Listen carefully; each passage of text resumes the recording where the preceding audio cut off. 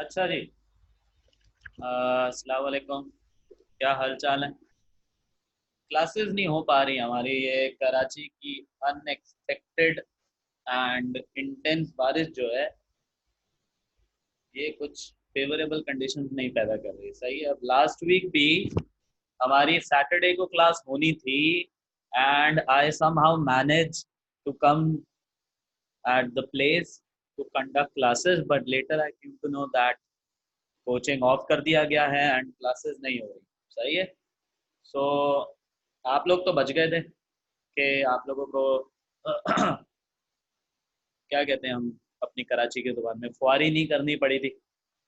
But मुझे करनी पड़ी एंड मैं आ भी गया था एंड मैं जिस कंडीशन में आया था वो मैं ही जानता हूँ। खैर, अब जो होना था वो तो हो गया। अब आप क्लास अटेंड कर रहे हैं, वही कंटिन्यू चल रहा हमारा चैप्टर। सही है। एंड अब तक आगे हम बढ़े नहीं हैं आज, सच। सही है।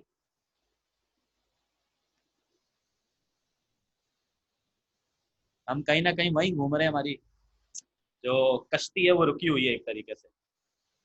अब सर एक क्विक रिव्यू हो जाए कुछ पास्ट वीक्स का एंड पास्ट क्लासेस का जो हुई है,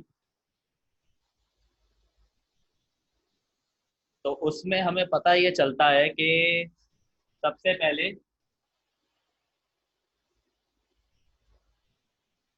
उसमें हमें पता ये चलता है कि सबसे पहले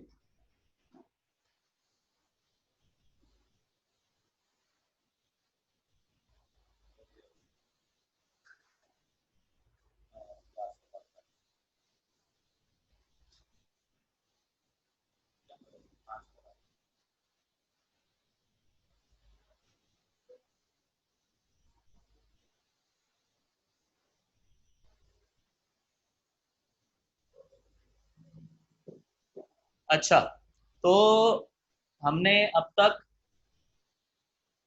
क्लासेस में जो पढ़ा हमने इस चैप्टर में, हमने एक क्विक इंट्रोडक्शन देखा था जिसमें पास्ट एक्सपीरियंसेस के बारे में हमने बात कर ली थी। जो दुनिया में ऑल्ट्रेशन हुई हैं इन द पास्ट, किस तरीके से हुई हैं, किस नेचर की हुई हैं एंड क्या क्या उनके अंदर जो था वो पर्टिकुलरली हुआ था। सही है। फिर जब मेरे बच्चे हम आगे बढ़े थे तो हमने इस चैप्टर का पार्ट 1 एक तरीके से खत्म कर लिया था। सही है। अब होपफुली हम आगे बढ़ रहे हैं, यानी कि पार्ट 2 होगा वो हमारा। अब मैं उसकी कुछ बातें आपको बता दूं। इसमें हम, मैंने शायद लास्ट वीक भी जिक्र करा, इसमें हम देखेंगे इंपीरियलिज्म खत्म हुई, कॉलोनियलिज्म स्टार्ट हुई on the very first page. सही है। यानी कि ऑन द फर्स्ट हम ये पढ़ेंगे and when we move forward तो फिर उसमें हम पढ़ेंगे कि व्हाई लाइक कम्युनिज्म के बारे में एक हमारा एक पैराग्राफ है जो हमें कंप्लीट करना है। एंड लेटर जब हम आगे बढ़ेंगे तो हमें देखना है कि क्यों एक तरीके से why scientific inventions and why in particular industrialization, why industrialization is so important in the modern world।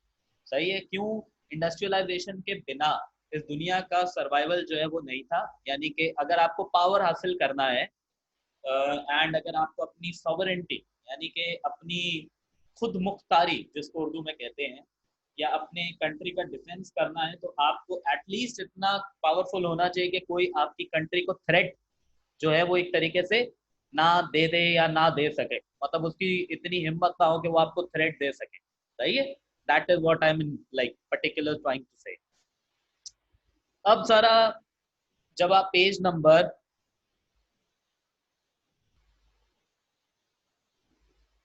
20 पर आएंगे तो मेरे पास पेज नंबर 20 है जहां पे मॉस्को एंड पीकिंग खत्म हुआ था लास्ट वीक, वहीं से आगे।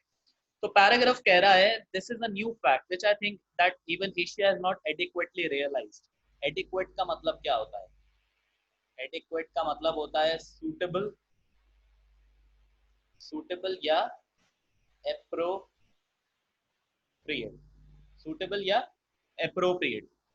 अब कह रहे हैं एशिया ने अब तक अपने लिए सही तरीके से ये नहीं सोचा। हम बात किसकी कर रहे हैं? 1954। याद रखिएगा, ये चैप्टर जिस रिस्पेक्ट से लिखा गया है वो बातें सारी 1954 की हुई हैं। 1954 से हटके इसमें और कोई बात जो है वो एडिशनल नहीं हुई।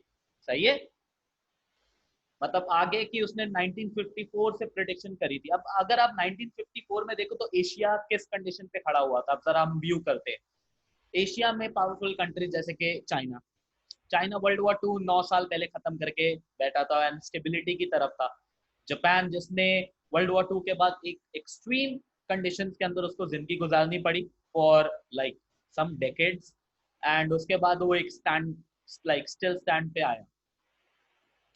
फिर दूसरी पावर्स की बात करते हैं तो पाकिस्तान इंडिया जस्ट आजाद हुए। सही है, इंडिया के पास दो सारी चीजें थी बट स्टिल वो उस पावर की कंडीशन में नहीं था, and same goes for Pakistan. Pakistan भी किसी ऐसी कंडीशन में नहीं था कि वो ना तो इंडस्ट्रियलाइजेशन में कुछ आगे था, बस इतना था कि आपको कहते हैं ना गुजर बसर होना, सिर्फ वो हो रहा था। तो एशिया में ये पावर जो थी वो 1954 में काफी बैकवर्ड कंडीशंस के ऊपर थी। सही है, लाइक इनमें चाइना उस कंडीशन में नहीं था, लेकिन apart from China the other powers in Asia were level like were quite backward back then in 1954। सही है, अब यहाँ तक की तो हो गई ये बात डन। अब जैसे ही हम आगे बढ़ते हैं तो कहता है for centuries Asia had suffered under the insolence of white man. सही है, एशिया में कहते हैं सेंचुरीज तक एशिया ने जो है वो इंसोलेंस बर्दाश्त करा है। सही है, अब इंसोलेंस क्या होता है, लाइन पढ़ के भी अक्सर कभी कभार मतलब जो है वो समझ आ जाता है कि व्हाट एक्चुअली इंसोलेंस इज, या उसका मतलब क्या होगा। अब अगर आप देखो तो एशिया ने किस चीज को बर्दाश्त करा इन पर्टिकुलर, एशिया ने पर्टिकुलरली किस चीज को बर्दाश्त करा। अब अगर हम देखें तो मैं कहना क्या चाह रहा हूँ कि इंसोलेंस क्या होगी, इंसोलेंस, इंसोलेंस क्या होगी, एक तरीके से आप देखें तो रुथलेसनेस या रूडनेस। कहते हैं एशिया ने सेंचुरीज तक ये सारी चीजें बर्दाश्त करी हैं और किसी ना किसी तरीके से इन हार्ड कंडीशंस के अंदर अपनी जिंदगी गुजारने पे मजबूर हो गए थे वो लोग। कुछ ऐसा ही है। सही है,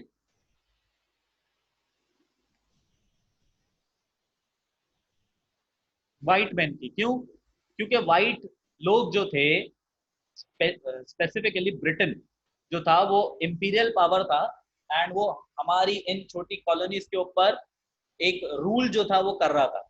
एक ऐसा रूल जो कि लग नहीं रहा था कि वो कभी टूटेगा या ब्रेक होगा या उसके खिलाफ कोई खड़ा हो सकता है, क्योंकि वो रूल जो था वो एक बड़ी ही एक्सट्रीम पावर के साथ जो था वो ग्रो करता जा रहा था, एंड उसकी खत्म होने की जो थी वो एक तरीके से आप कह लें कि कोई सिचुएशन नजर नहीं आ रही थी।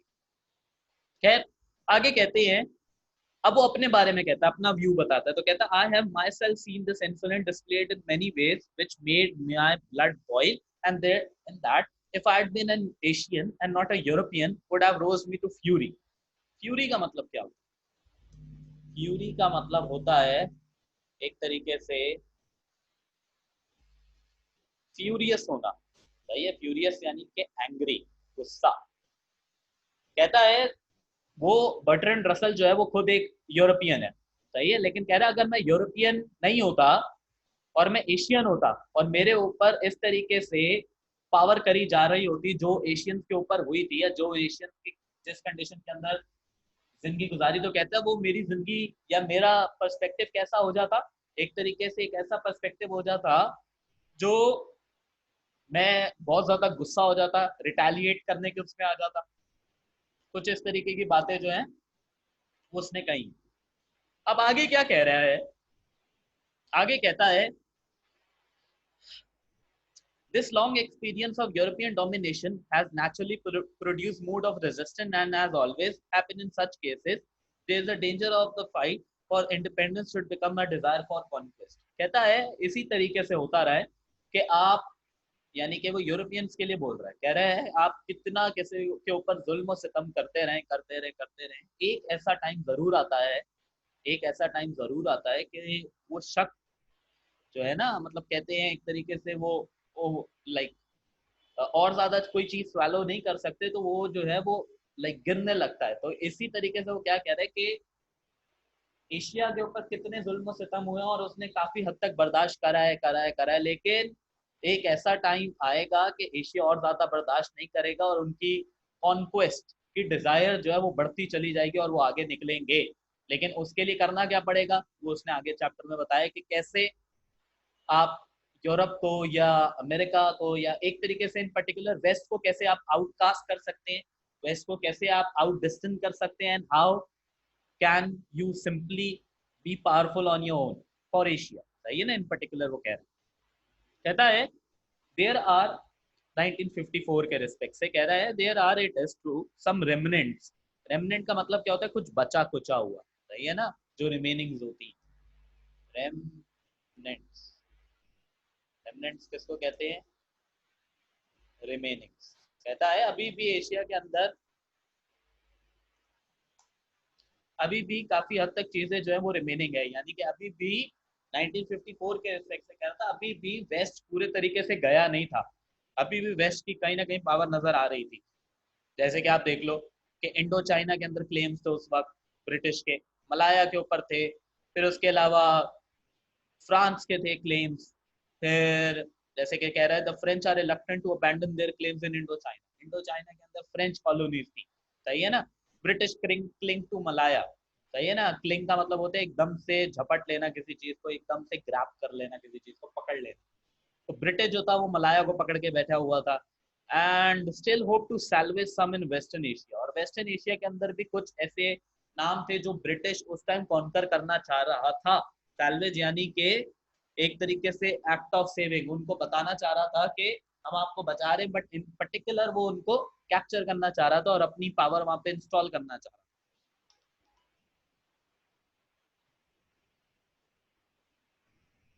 और जब आप आगे बढ़ते हो तो कह रहे हैं but in large view it is clear that what remained European power in Asia is Doom. European power Asia में जो थी वो एक तरीके से डूम्ड हो चुकी थी। डूम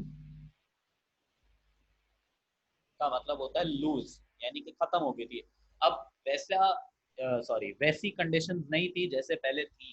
सही है ना, अब चीजें like things have never been the way they were before.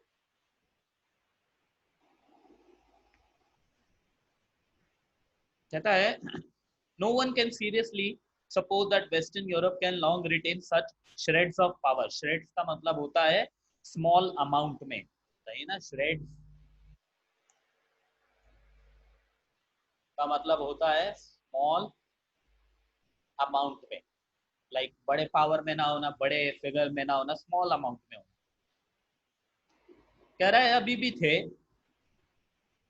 nor does it seem probable that American imperialism will be able to replace that of Western Europe। सही है, अमेरिकन इंपीरियलिज्म अलग थी, यूरोपियन इंपीरियलिज्म अलग थी, and इनके जो थे वो मिलने के चांसेस कम थे। जब भी अमेरिका ने अपनी पावर इंस्टॉल कराई, ये भी आपने यूनाइटेड नेशन में पढ़ा था कि क्यों वो एलाइज का पार्ट नहीं बन रहा था वॉर में, और क्यों वो जब बना तो उसने अपनी कंडीशन बनवाई। सही है ना, वर्ल्ड वॉर 1 में भी उसने कोई खास पार्टिसिपेट शुरू में नहीं लिया था, एंड में आया था जस्ट सेव करने के लिए। वर्ल्ड वॉर 2 में भी उसको एक तरीके से जबरदस्ती लाया गया था। आगे कहते हैं, अच्छा ये पैराग्राफ जो आ रहा है पेज नंबर 20 पे, जो अब पैराग्राफ आ रहा है there is only one imperialism, यहाँ से लेकर जो जहाँ पे ये पैराग्राफ खत्म हो रहा है वो लिखा हुआ है सिविलाइजेशन का। तो यहाँ तक जो पैराग्राफ लिखा हुआ है या यहाँ तक जो बातें चल रही हैं, ये है पर्टिकुलर पैराग्राफ किससे रिलेटेड, कम्युनिज्म से। किससे रिलेटेड है, कम्युनिज्म से। वो बात जो मैं आपको बता रहा था कि कम्युनिज्म बहुत इंपॉर्टेंट टॉपिक है, कम्युनिज्म हमें पढ़ना पड़ेगा। कम्युनिज्म एक ऐसा टॉपिक है जो हमें, जिसके अलावा शायद हम आगे बढ़ नहीं सकते, वो हमें एनी हाउ पढ़ना पड़ेगा। सही है, और इससे रिलेटेड क्वेश्चन भी आता है। मेरे ही नोट्स के अंदर आपको कम्युनिज्म से रिलेटेड 3 क्वेश्चन मिलेंगे। सही है,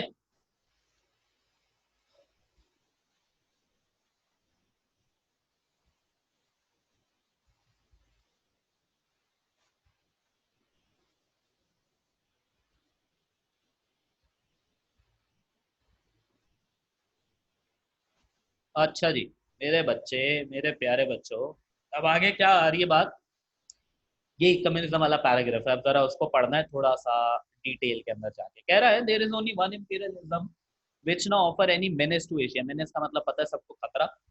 it is that of Russia. Russia उस वक्त। अब बात किसकी हो रही है? कम्युनिज्म की। उस टाइम दो कंट्रीज जो थी वो पावरफुल थी बहुत ज्यादा। कौन? Russia and America. सही है ना? Russia and America. अब रशिया जो था वो कम्युनिज्म को सपोर्ट करता था, एंड अमेरिका जो था वो किसको करता था? कैपिटलिज्म को सपोर्ट। ये बड़ी बात है जो आपको पता होनी चाहिए, याद रखिएगा, ये अलग अलग है। सही ना? रशिया जो था वो किसको सपोर्ट करता था? कम्युनिज्म को। एंड कैपिटलिज्म को कौन सपोर्ट करता था? अमेरिका। सही है। अब रशिया के साथ एक और पावर थी जो कि इसके सपोर्ट में थी, और वो कौन सी? चाइना। चाइना भी कम्युनिस्ट थ्योरी को प्रैक्टिस करता था। चाइना भी कम्युनिज्म को जो था वो दुनिया में आम करना चाहता था। चाइना भी चाहता था कि अब न्यू वर्ल्ड ऑर्डर जो सेट हो रहा है वो कम्युनिज्म के ऊपर हो। सही है। लेकिन अमेरिका ने ये कहानी बदली, और अमेरिका ने रशिया की पावर इसलिए लेस करी या उसको इसी तरीके से टैकल करा कि कम्युनिज्म दुनिया में आम ना हो और कैपिटलिज्म दुनिया में आम हो जाए। सही है ना? So tradition of civilization in Asia are ancient and glorious. I do not wish to see them wiped out as I fear is happening in China by a degraded form of Western culture, communism. Though this is not widely recognized either in the East or in the West, is the most modern and most virulent form of Western imperialism. सही है भाई? अब communism के बारे में वो क्या कह रहा है कि कम्युनिज्म कैसी फॉर्म थी? एक विरुलेंट फॉर्म थी। विरुलेंट का मतलब होता है जहरीली, पॉइजनस। जहरीली पॉइजनस फॉर्म थी दुनिया की।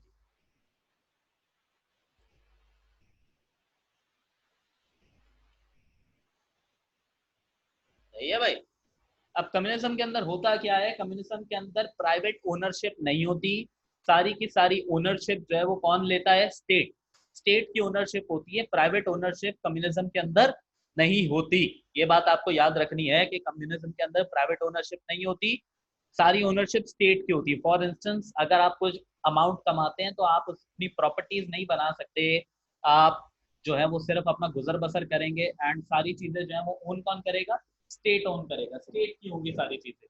Personally you can not own anything while being a part of a communist community.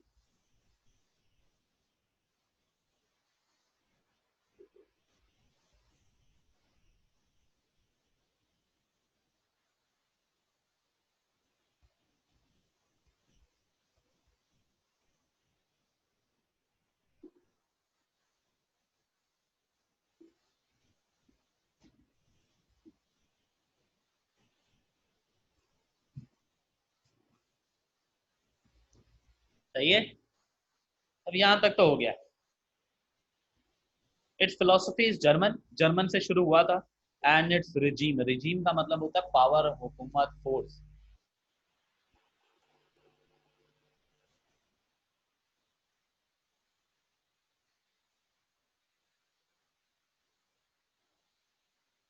कहते हैं कि कम्युनिज्म जो है वो एक जहरीली फॉर्म है जिसके अंदर पावर जो है वो गवर्नमेंट की या एक तरीके से, और इसकी रिजीम मिलिट्री फोर्स के जरिए लगाई जाती है।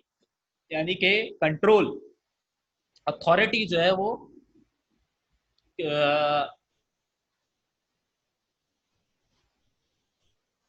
मिलिट्री के जरिए जो है वो इन्फोर्स कराई जाती है। If the reawakening of Asia were to take form of subjection to communism, there would be little in it could be welcomed by any friend of humanity or of civilization. कहते हैं अगर Asia को grow करना है, कहता है अगर Asia को ग्रो करना है, we are talking about 1954, 1954 Asia. सही है ना? या एशिया कंडीशन इन 1954। कहता है अगर एशिया को ग्रो करना है तो उसको एक चीज करनी होगी, and that is what? that Asia must be subjected out from communism. यानी कि उसको कम्युनिज्म से हट के जिंदगी गुजारनी होगी, कम्युनिज्म से बाहर निकलना होगा। अनलेस इधर कम्युनिज्म की प्रैक्टिस करते रहे, you will never be able to see yourself growing. सही है ना? या आप ग्रोथ का प्लेटफॉर्म आप कभी टच नहीं कर पाओगे अनलेस आप कम्युनिज्म का पीछा नहीं छोड़ोगे। तो वो ये बात कहता है। तो कहता है, अब जैसे ये पैराग्राफ खत्म होता है जरा नीचे देखो एक क्वेश्चन, इसके बाद क्वेश्चन मार्क भी लगा लेना, नहीं दिया हो। कहता है what then should an enlightened and impartial spectator hope as regard to development of Asia. इस क्वेश्चन को दो मरतबा पढ़े, इस क्वेश्चन को दो मरतबा पढ़े, वो कहना क्या चाह रहे? What then should an enlightened and impartial spectator hope in regards to development of Asia? कहते हैं अब अगर हम एशिया की डेवलपमेंट देखना चाहते हैं, अगर हम एशिया की डेवलपमेंट देखना चाहते हैं तो हमें क्या करना होगा? कम्युनिज्म से दूर हो जाएं, चले मान लिए एक बात, क्या करें ऐसा कि हम एशिया को ग्रो करता देखें या एशिया ग्रो कर सके? एशिया ग्रो कैसे करेगा, ये एक बहुत बड़ा क्वेश्चन है जो कि पूछा जा रहा है या जिसके ऊपर जो वो बात बन रही है कि कैसे ग्रो करेगा एशिया। इसी के आगे उसका आंसर भी दिया हुआ है। कहता है अब अगर आप चलें मेरे साथ पढ़ते रहें, मैं अब आपको लाइंस अंडरलाइन करवाऊंगा, जरा पेंसिल या हाइलाइटर कोई पास रखिएगा ताकि हाईलाइट कर लें आप उन लाइंस को। ये क्वेश्चन पूछा, अब नीचे जो पैराग्राफ दे रहा है उसी के अंदर उसका आंसर भी दे रहा है, सही है। अब कैसे, क्यों, कैसे होगा ये सब कुछ पॉसिबल?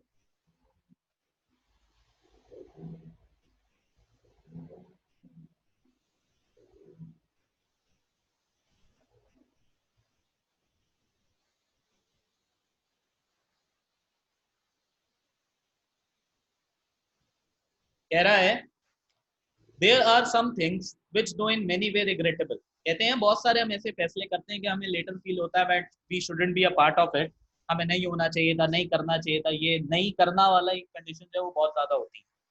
कह रहा है there are something which though in many way regrettable it is necessary to accept as condition of survival in the modern world. कहता है बहुत सारी ऐसी चीजें हैं जो कि लेटर हमें फील तो होगा कि दुनिया में नहीं होनी चाहिए, सही है, दुनिया में नहीं होनी चाहिए या हम उसका पार्ट नहीं बनेंगे कभी, ये चीजें दुनिया में नहीं होनी चाहिए या हम इसका पार्ट नहीं बनेंगे कभी भी, सही है ना। ये हमारा एक जो इनर इंसाइट हमें कहता है वो हमें ये कहता है कि हम कभी दुनिया में ये चीजें होनी नहीं चाहिए या हम इसका पार्ट कभी भी इंटीग्रल पार्ट नहीं बनेंगे। हम क्या कह रहे हैं कि हम इसका पार्ट कभी भी नहीं बनेंगे, बट कहता है बट मॉडर्न वर्ल्ड में सर्वाइवल के लिए, बट मॉडर्न वर्ल्ड में सर्वाइवल के लिए वो चीजें हमें अपनानी पड़ेंगी, उसके बिना हम ग्रोथ नहीं कर सकते। नेगेटिव तो है, उसका इम्पैक्ट हमारे लिए अच्छा नहीं है, लेकिन फिर भी हमें वो चीजें अपनानी पड़ेंगी। कहता है क्या है, इट इज नेसेसरी। अब ये जो आगे लाइन लिखी हुई है द मोस्ट इंपॉर्टेंट, ये लाइन अंडरलाइन करें मेरे साथ, the most important of these is the growth of industrialisation, underline यहां तक, द मोस्ट से लेकर इंडस्ट्रियलिज्म तक।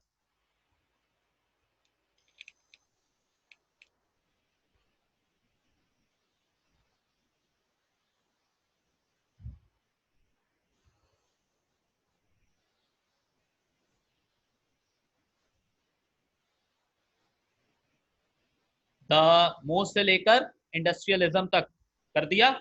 कह रहा है अब आंसर का, ऊपर वाले क्वेश्चन का आंसर मिल गया। कह रहा है भाई गलत तो लगेगी लेकिन जरूरी भी है मॉडर्न वर्ल्ड में सर्वाइवल के लिए। अब इंडस्ट्रियलाइजेशन से हम आज क्या कहते हैं कि दुनिया में हमने वेपन्स को आम करा, जंग को आम कर दिया और इतनी ज्यादा एडवांसमेंट नहीं होनी चाहिए थी, लेकिन जरूरी क्यों था?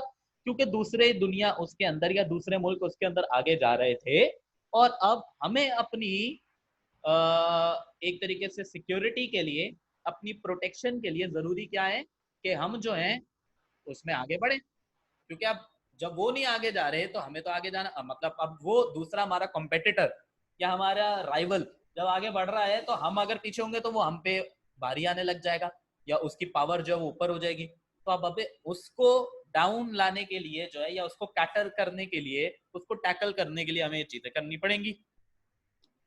फिर वही कहता है शुरू में देखो ये बात कैसे आती है, the power of England in the early 19th century was based upon a virtual monopoly of machine production. ये एक एमसीक्यू भी है, इसको अंडरलाइन कर लिएगा। अब एमसीक्यू है, ये आंसर नहीं है उसका। कहते हैं शुरू के अंदर एक तरीके से इंग्लैंड ने भी यही करा। आपने फर्स्ट ईयर में ये बात पढ़ी, जब आपने पढ़ा क्या पढ़ा था आपने, कौन सी पोइट्री हमने पढ़ी थी, यस डिजर्टेड विलेज। उसके अंदर भी मैंने एक कॉन्टेक्स्ट दिया था, जिन बच्चों ने मुझसे पढ़ा वो उनको ये बात पता थी कि मैंने एक कॉन्टेक्स्ट दिया था कि क्यों, देखो डिजर्टेड हुआ और डिजर्टेड कैसा था और डिजर्टेड हो गया ये तो हमें पता है, लेकिन मैंने अपने बच्चों को ये भी बता दिया था क्योंकि ये फर्स्ट ईयर के एडवांस इंग्लिश में पढ़ाया जाता है, नॉर्मल इंग्लिश में नहीं पढ़ाया जाता। ठीक है, मैंने उनको इधर बता दिया था कि देखो आंसर नहीं लिखना, लेकिन इतना जरूर है कि पता होना चाहिए कि क्या हुआ था। तो भाई इंग्लैंड ने भी शुरू में 19th सेंचुरी तक अपनी वर्ल्ड में पावर बनाई, अब देखो दुनिया में वर्ल्ड पावर आज कौन है? यूएस है। सही है। ऐसा नहीं था कि यूएस शुरू से ही वर्ल्ड पावर बना रहा है या यूएस ने शुरू से ही दुनिया में हुकूमत करी, नहीं भाई ऐसा नहीं। 1800 से लेकर 1945 तक, 1800 से लेकर 1945 यानी कि 145 ईयर्स, 145 साल दुनिया में वर्ल्ड पावर कौन था? यूके यानी कि ब्रिटेन। सही है। वर्ल्ड वॉर 2 के बाद दुनिया में दो पावर्स आती हैं, एक रशिया और एक अमेरिका। अब रशिया पीछे चला जाता है, अमेरिका आगे आ जाता है। ये भी आपको पता है कि रशिया काफी वॉर्स के ऊपर लग गया था जिसने उसको वीक कर दिया, वो एक आगे का चैप्टर है। तो क्या कहते हैं कि मशीन प्रोडक्शन की मोनोपोली जो है वो दुनिया में बुरी तो लगती है सबको कि ऐसा नहीं होना चाहिए, इसका रिजल्ट बड़े नेगेटिव आएंगे, नहीं ये वो, लेकिन उसके बिना दुनिया में सर्वाइवल भी नहीं है, उसके बिना दुनिया में सर्वाइवल भी नहीं है।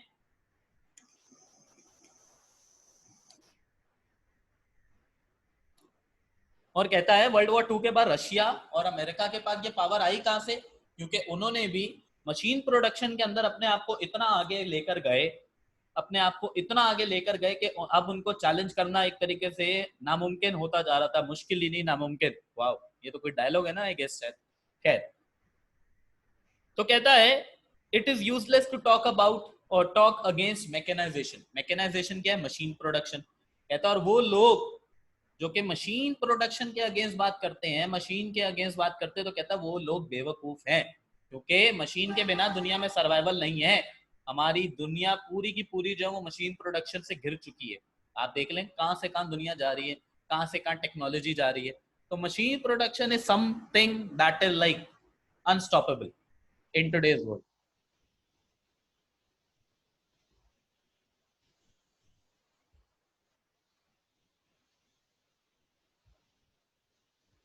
आगे कहता है because it is the source of power. Industrialisation के अगेंस्ट जो बात करते हैं वो गलत है, मशीन प्रोडक्शन के बाद अगेंस्ट जो करते हैं वो गलत है। क्यों गलत है? क्योंकि वो पावर की सोर्स है, इसके बिना पावर दुनिया में नहीं मिलती। नहीं, पावर हासिल करनी है तो इन्हीं चीजों से पावर मिलेगी। And those who lag behind have difficulty in preserving their independence. और वो जो कि मशीन प्रोडक्शन एंड इंडस्ट्रियलाइजेशन के अगेंस्ट होते हैं या इसमें पीछे रह जाते हैं, तो वो अपनी इंडिपेंडेंस भी नहीं सिक्योर कर पाते, अपने आप को बचा ही नहीं पाते। सही है। कहते हैं इंग्लैंड के अंदर भी जब इंडस्ट्रियलाइजेशन न्यू आई थी तो it rose indignant protest on account of its ruthlessness and destruction of beauty. लोगों ने प्रोटेस्ट करे, ऑथर्स ने बुक लिखी। मैंने आपको, हमने डिजर्टेड विलेज भी इसी के बारे में पढ़ा ना कि ऑथर ने, पोइट ने एक तरीके से नेगेटिव कमेंट करा, पोइट ने एक तरीके से नेगेटिव बोला किसके खिलाफ? कि ये चीज दुनिया में गलत है, नहीं होनी चाहिए, बट करे तो करे क्या, इसके बिना दुनिया में सर्वाइवल भी तो नहीं है।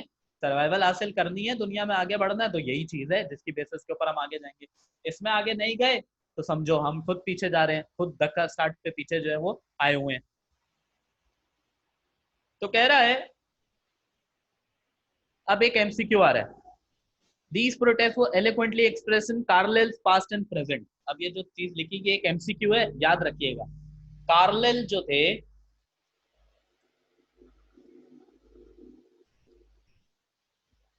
कार्लेल कौन था? एक स्कॉटिश राइटर था। सही है। उसकी बुक थी, जिस बुक का नाम क्या था? Past and present. Past and present, ये बुक जो थी इसमें क्या बताया गया था? ऑल दी प्रोटेस्ट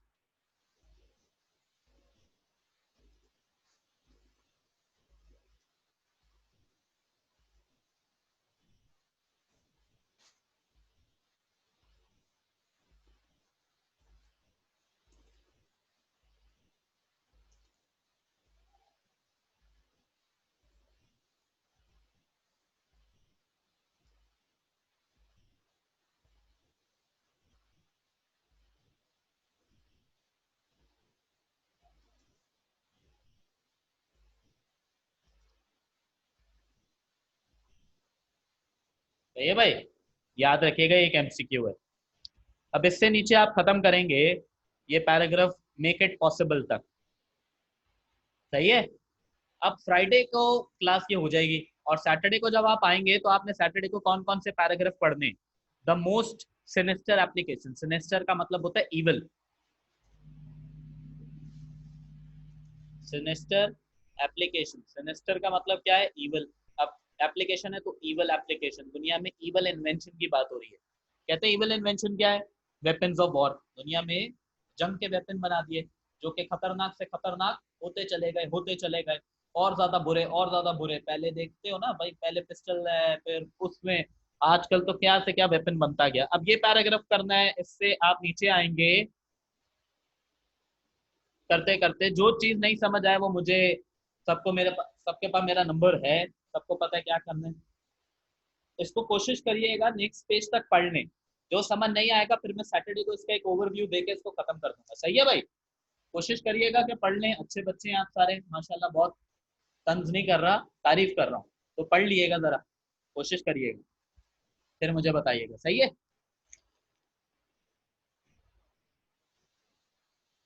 चले जी, ओके बच्चों, अल्लाह हाफिज।